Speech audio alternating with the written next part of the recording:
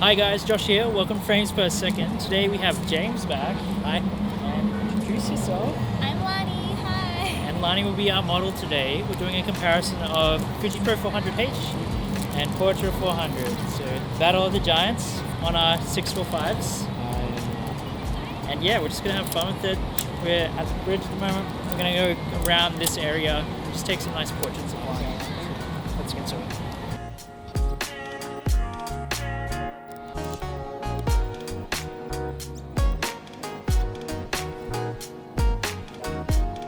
Obviously, scanning comes into it as far as looks go, and they do look kind of similar as far as these scans go. I think with the lens flare, my shot looks very Kodak-y for Pro 400H. Yeah, and the greens in your shot actually look a bit warmer. Not sure if that's the lens flare as well, but mine actually look more like what I'd expect from Pro 400H. Yeah, that's what I thought. So I mostly shot on my 55mm, which is roughly 35mm on 645, and James was shooting a lot of long lenses. Yeah, I had the standard 80, which I didn't use much, but then I was going 150mm and 205 or 210. Yeah. So pretty telephoto for me. I think the flare on yours is nice. Yeah. It's not like too overpowering. No, because you can still see their face. Yeah. I definitely didn't shoot as wide as you did, but I did have a wider lens, which is kind of funny. Yeah, I was going for the classic head-to-toe fashion walking shots that day for some reason. You definitely have nicer separation from the background because of the lenses that you're using. Yeah, once I got the lenses, I was like, oh, I really need to try these out in a head-to-toe sort of situation to see how blurred out the background gets. They don't look that different, to be honest. No. As far as the colors go. Like the trees, that's the tree there. Yeah. And that looks pretty similar. The dead grass is a bit different. Skin tone's definitely a touch warmer on yours. Oh, yeah. Yeah, I think that's where you kind of get it more. Yeah. I'm pretty sure I did either a stop or two over with mine. I think I might have done it at 200. Now, James had a few more rolls than I did, so he shot a lot more in the same place while I had more of a varying background. Yeah, I think this shows my style is always like a little bit lower than the person, while yours is more eyelined. Yeah. Which, it really depends what you're doing. Part of that was because I was trying to get more of that bridge or underneath the bridge in the shot, so that's part of it. But part of it's also just like, for some reason, I just like to shoot people from a bit lower. Even though, like, you got to make sure that they're lifting their chin, otherwise it's not a great angle. I tried to go higher after this, I think. Yeah. Which didn't work out, I don't think. There was a bit more cloud cover on your shot as well. Yeah, which definitely. is why it does look a bit duller. I think I was on as long a lens as I could there. I wanted to do the 205 or 210 mil, but it was too long, so that was the 150 from memory. I gotta say, when your lens flares, it flares well. Yeah. I tried to avoid lens flare because I get the big orange arcs. Yeah. Like really fluorescent orange with the 150 and the 90. Yeah, it might just be because it's wider, it's not as intense. Skin tones still look pretty similar. Yeah. I guess the blues? The blues, The blues do look quite different here. Yeah, definitely. And I have noticed the scarf, mine looks a lot bluer. Yeah. And yours looks a lot white, like true to life. True to life. Yeah. And that's the same with the blues, I feel. Yeah. Because your blues goes to a bit more of that pinky it does, kind of look. Obviously, Portra was designed for portraits, so skin tone's pretty good, but I do always feel Fuji's more true to life. But then sometimes you don't want that, so then like you do go Kodak. Yeah. You were definitely getting more kind of like almost like advertising.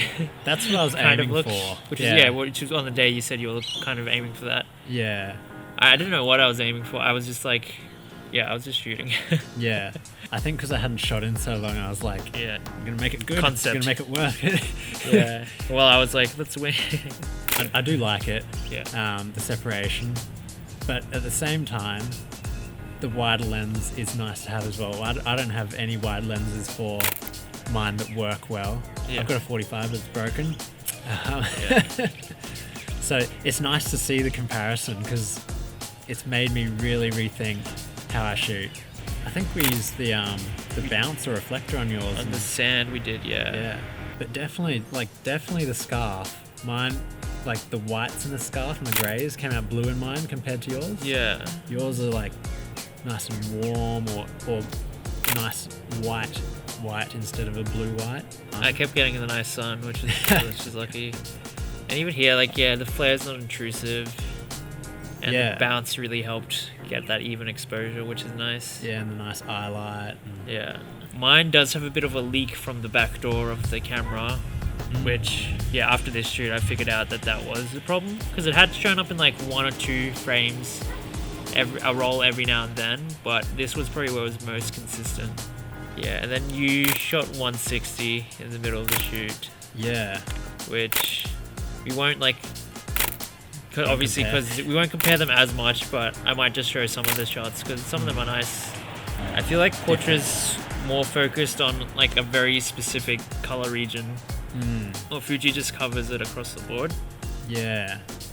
But for some reason, the Fuji still turned out quite natural, white light looking, while yours is definitely looks more like the late afternoon, which it was. But yeah, it does look, the separation of using long lenses does look really nice though. Yours just seems so much more intense in color as well. Mine looks a lot more pastel, so I don't know. Yeah. Because like a lot of your other shots were flatter because of the cloud cover, but here is definitely more directional. Yeah. I think we were using the reflector there, but I think I just underexposed it a bit. Maybe. I think we're using gold there for the reflector. Oh yeah. And just like super punchy contrast. Yellowy brown jacket really goes well with how blue the city went. Yeah.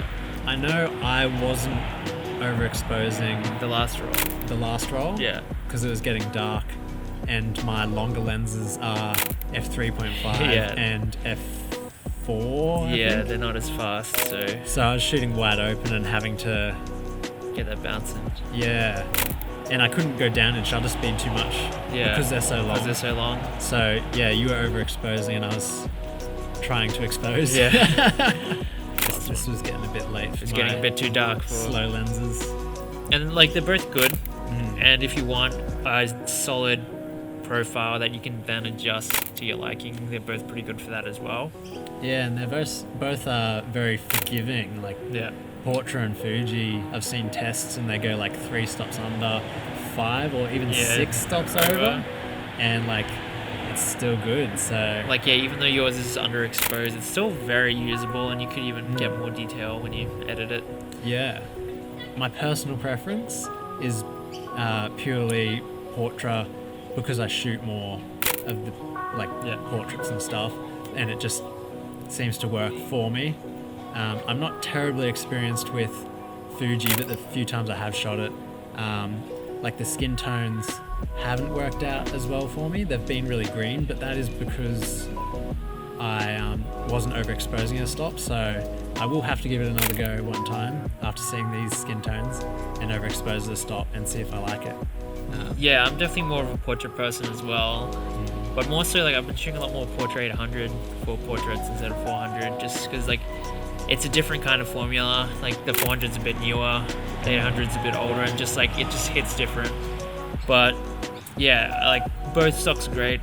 I've used them both heaps of times. Like, well, maybe not heaps of times for the Pro 400H, but the times I have used it, I'm like, it's good. Sometimes, yeah, with the skins, it's maybe a bit pinker, or there's a little bit more red to it, but a lot of that can be changed when you just like fix up your color balance in Photoshop, Lightroom, or whatever you use. If there's any other films you want to put together that we haven't done yet, because I do want to get more to doing those comparison videos, which I haven't been able to do a lot lately, especially because obviously pandemic. But hope you liked the episode, guys. Please let us know your thoughts on the images in the comments below. I want to thank Lonnie and James for coming around again, and yeah, just get out there, shoot some film.